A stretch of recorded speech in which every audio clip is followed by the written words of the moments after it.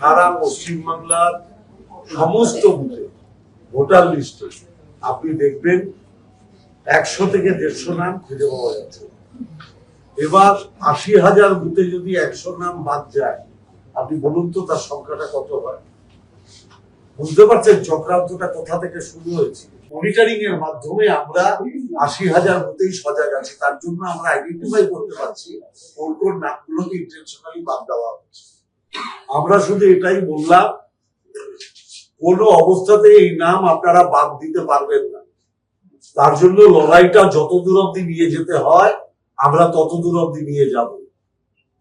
আর মাননীয় মনোজ আগরওয়াল সাহেবকে আমরা একটাই কথা বলে গেলাম যে আপনার ঘর থেকে বেরোনোর পরে বিজেপির নেতারা এত সংখ্যা বলছে কি করে?